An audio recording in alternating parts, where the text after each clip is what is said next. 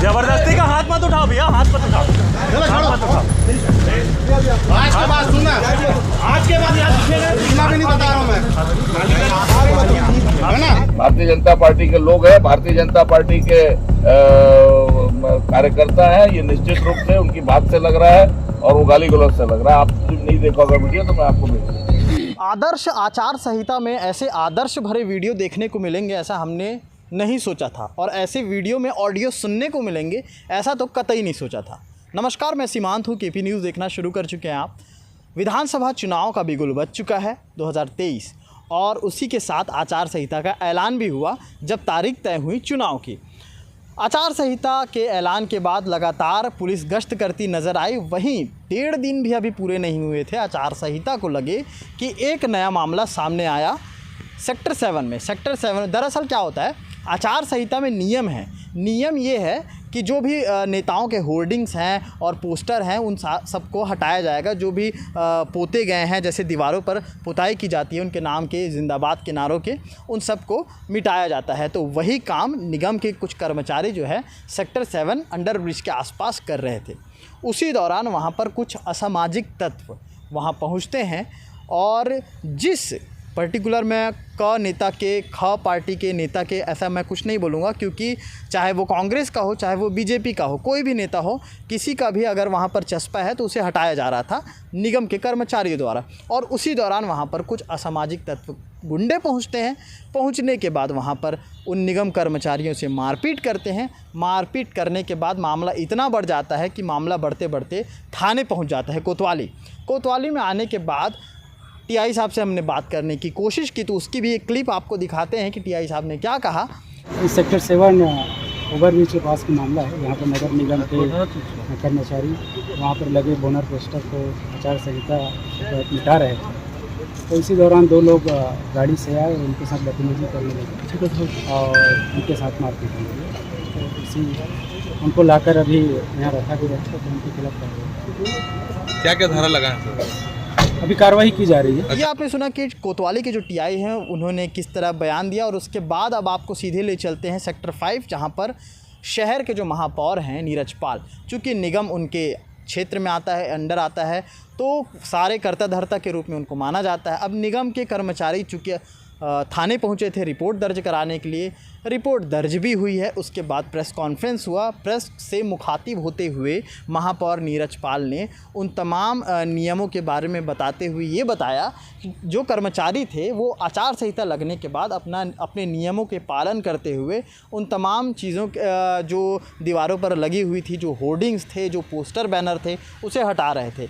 बस उसी का एक मन में खींच था सामने वाले लोगों को या सामने पार्टी वाले लोगों को। मैंने जैसे पहले कहा था कि इसमें कहीं किसी का नाम नहीं आया है, लेकिन महापौर नीरज पाल ने अपने बयान में जिन नामों का, जिन पार्टी का जिक्र किया है वो हम आपको बखूबी सुना रहे हैं, स्क्रीन पर दिखा रहे हैं। आप भी सुनिए कि उन्होंने क्या कहा। जो आज भारतीय जनता पार्टी से जुड़े कुछ लोगों द्वारा मारपीट की गई है, ये बहुत ही खेदजनक है। इसकी मैं कड़ी निंदा करता हूँ।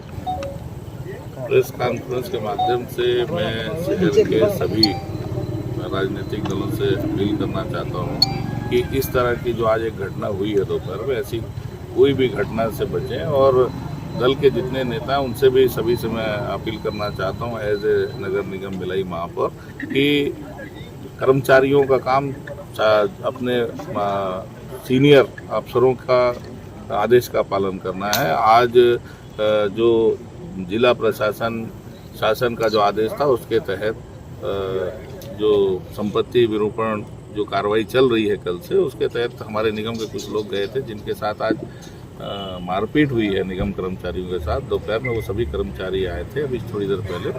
उनका सबका ये बोलना था कि आप हमारे साथ थाने चलिए। तो मैंने उनसे कहा कि थाने अभी आप, क्योंकि मेरे को भी आचार संहिता का पालन करना है, आप अपनी बात करिए, मैं खुद जाकर जिला प्रशासन शासन से बात करूंगा। आप लोग जो अपनी जो मारपीट हुई है उसके बारे में जो कार्रवाई है वो आप बताइए जाके कि हमारे साथ ऐसा हुआ, क्यों हुआ, वो भी कारण भी बताइए। पुलिस प्रशासन का काम है कि जिन लोगों ने ऐसी कार्रवाई की उनके विरुद्ध कार्रवाई करें। और ये जो घटना आज हुई है, मैं इसका कड़े शब्दों में एक विरोध भी करता हूँ कि इस तरह की कार्रवाई ये भिलाई की संस्कृति नहीं है। भिलाई में लोग चुनाव आते हैं जाते हैं, होते रहते हैं चुनाव, लेकिन इस तरीके का वातावरण बनाना बिल्कुल भी ठीक नहीं है।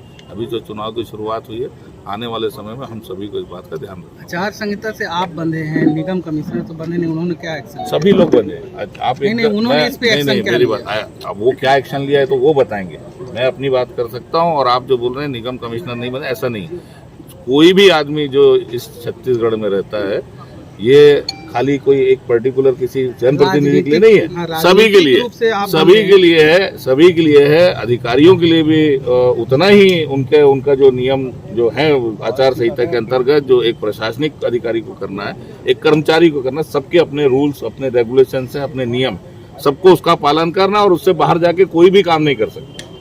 भारतीय जनता पार्टी के लोग हैं, भारतीय जनता पार्टी के कार्यकर्ता हैं, ये निश्चित रूप से उनकी बात से लग रहा है और वो गाली गलौज से लग रहा है। आप नहीं देखा होगा वीडियो तो मैं आपको भेज दूंगा। अब जिस आदर्श वीडियो की मैं बात कर रहा था, जो आपने पहले देखी है, उसे अब तसल्ली से आप घर पे बैठ के पूरी तरह से ये वीडियो देखिए।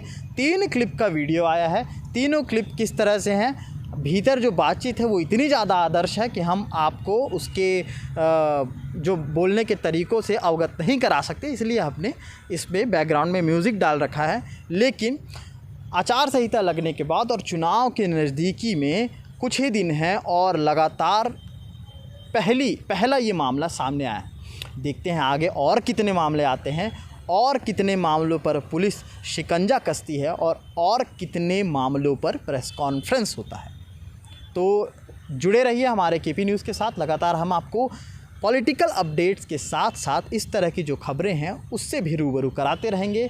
कैमरे के पीछे सचिन है, जो लगातार थाने से लेकर के कंट्रोल रूम से लेकर के कॉन्फ्रेंस तक लगातार आपको तस्वीरें दिखा रहे थे। शुक्रिया।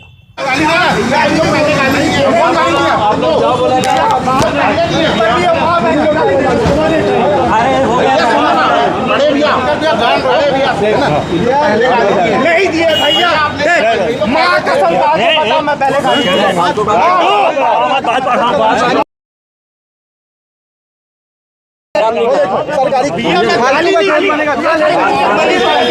ऊपर का अरे हाथ लगा, हाथ लगा। ये देखो, जबरदस्ती का हाथ मत उठाओ भैया, हाथ मत उठाओ, हाथ मत उठाओ। आज के बाद सुनना, आज के बाद याद दिखेगा, दिखना भी नहीं बता रहा हूँ मैं, है ना भैया। वीडियो है हमारे